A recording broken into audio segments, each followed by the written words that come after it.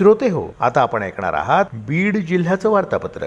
परळी इथं महापशुधन एक्स्पो, शाश्वत उत्पादन देणारा फळबागेचा पथदर्शी प्रकल्प बीड जिल्ह्यात साकारण्यात येणार आणि परळीत वैद्यनाथ ज्योतिर्लिंग मंदिरात महाशिवरात्रीचा उत्सव भक्तिभावाने साजरा. या आणि इतर घडामोडींविषयी आमचे वार्ताहर रवी उबाळे यांनी पाठवलेली ही माहिती. महापशुधन एक्स्पो 2026 हे भव्य पशु प्रदर्शन परळी इथं आयोजित करण्यात आलं होतं. या एक्स्पोमध्ये मुख्यमंत्री देवेंद्र फडणवीस सहभागी झाले होते. उत्तम रोजगार निर्मिती करायची असेल तर शेतीचं पूर्वीप्रमाणे जोड व्यवसाय आवश्यक असल्याचं ते यावेळी म्हणाले. राज्यामध्ये शेती विकास उत्पादकता वाढवण्यासाठी 500 कोटी रुपयांचं मिशन हाती घेतलं असल्याची माहितीही मुख्यमंत्र्यांनी यावेळी दिली. दरम्यान पशुसंवर्धन मंत्री पंकजा मुंडे यांच्या हस्ते या महोत्सवाचं उद्घाटन झालं. ग्रामीण भागातला पशुपालक हा फक्त शेतकरी न राहता उद्योजक कसा बनेल यासाठी सरकार प्रयत्नशील असून पशुसंवर्धन क्षेत्राला कृषीचा दर्जा मिळाल्यामुळे वीज बिलात सवलतीचा मार्ग मोकळा झाला असल्याचं त्यांनी अधोरेखित केलं.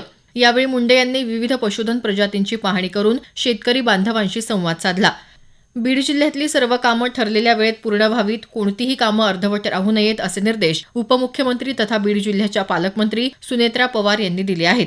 बीड जिल्हा नियोजन समितीच्या बैठकीत त्या बोलत होत्या. राज्याचे माजी उपमुख्यमंत्री तथा बीड जिल्ह्याचे पालकमंत्री दिवंगत अजित पवार यांच्या निधनाबद्दल बीड जिल्ह्यात बंद पाळण्यात आला. जिल्ह्यात ठिकठिकाणी त्यांना श्रद्धांजली वाहण्यात आली. 77व्या प्रजासत्ताक दिनानिमित्त बीड इथं मुख्य शासकीय ध्वजारोहण राज्याचे सहकार मंत्री बाबासाहेब पाटील यांच्या हस्ते झालं.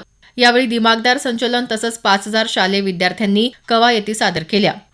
भारत स्काउट्स आणि गाईड्सच्या बीड जिल्हा कार्यालयाच्या वतीनं आयोजित 33वा स्काउट गाईड जिल्हा मेळावा बीड इथं पार पडला. मेळाव्याचं उद्घाटन शिक्षणाधिकारी तथा जिल्हा मुख्य आयुक्त डॉक्टर किरण कुवर यांच्या हस्ते झालं.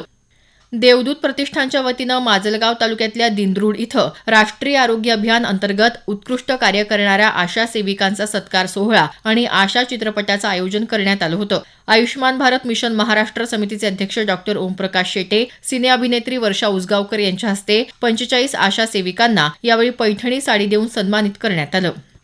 जिल्ह्यात चौसाळा इथल्या केंद्रावर 12वीच्या परीक्षेदरम्यान पालकांकडून विद्यार्थ्यांना कॉपी देण्याचा प्रकार उघडकीस आला. महसूल विभागाच्या अहवालानुसार जिल्हाधिकारी विवेक जॉन्सन यांनी संबंधित केंद्रप्रमुख आणि शिक्षकांवर गुन्हे दाखल करण्याचे आदेश दिले.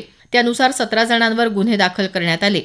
बीड जिल्हा इतिहास परिषदेच्या वतीनं बीडचे आद्य इतिहासकार डॉक्टर सतीश साळुंके यांच्या गोष्ट बीड जिल्ह्याच्या इतिहासाची या खास शालेय विद्यार्थ्यांसाठी लिहिलेल्या पुस्तकावर आधारित बीड जिल्हा प्रज्ञाशोध परीक्षा घेण्यात आली. तालुक्यातल्या विविध शाळांमधून 2000 शालेय विद्यार्थी या परीक्षेत सहभागी झाले होते. पर्यावरणाचा समतोल राखण्यासोबतच शेतीपासून मिळणारं उत्पन्न वाढवण्याच्या उपक्रमाचा एक भाग म्हणून शाश्वत उत्पादन देणारा फळबागेचा पथदर्शी प्रकल्प बीड जिल्ह्यात 350 एकर क्षेत्रावर येत्या काळात साकारणार आहे. यासाठी हर्बालाईफ कंपनीनं सामाजिक बांधिलकी उत्तरदायित्व अंतर्गत पुढाकार घेतला असून याला फार्मर्स फॉर फॉरेस्ट या संस्थेनं सकारात्मक प्रतिसाद दिला आहे. या अंतर्गत जिल्ह्यात पडीक जमीन विकास तसंच वृक्ष लागवड आणि संवर्धन यासाठी 305 एकरवर फळबाग आणि देशी वृक्ष लागवड करण्यात येणार आहे.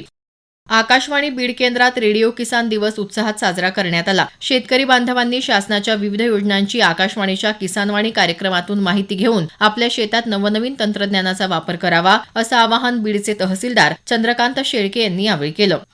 बीड रेल्वे विभागाची आढावा बैठक खासदार बजरंग सोनवणे यांच्या अध्यक्षतेखाली पार पडली. अहिल्यानगर बीड परळी रेल्वे मार्गावरील बीडपासून पुढे रखडलेली रेल्वे मार्गाची कामं, भूसंपादनाची 20 प्रकरणं वेळेत पूर्ण करा, रेल्वे मार्गाशेजारील शेतकऱ्यांच्या समस्या तातडीनं सोडवण्याच्या सूचना त्यांनी यावेळी दिल्या.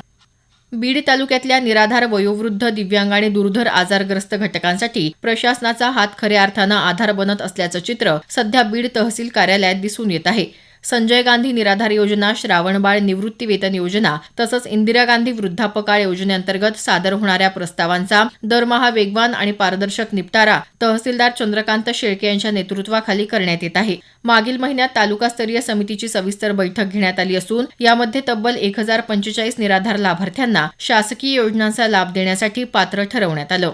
परळी वैद्यनाथ ज्योतिर्लिंग मंदिरात महाशिवरात्रीचा उत्सव भक्तिभावानं आणि उत्साहात साजरा करण्यात आला. जिल्हाधिकारी विवेक जॉन्सन यांच्या हस्ते सपत्नीक प्रभू वैद्यनाथाला रुद्राभिषेक करण्यात आला. देशभरातून मोठ्या संख्येनं भाविक परळीत दाखल झाले होते. बीड जिल्ह्याचं वार्तापत्र आताच आपण ऐकलं. या वार्तापत्राचे लेखक होते रवी उबाळे. जिल्हा वार्तापत्राचा हा कार्यक्रम आकाशवाणी छत्रपती संभाजीनगर केंद्राच्या प्रादेशिक वृत्त विभागाने सादर केला.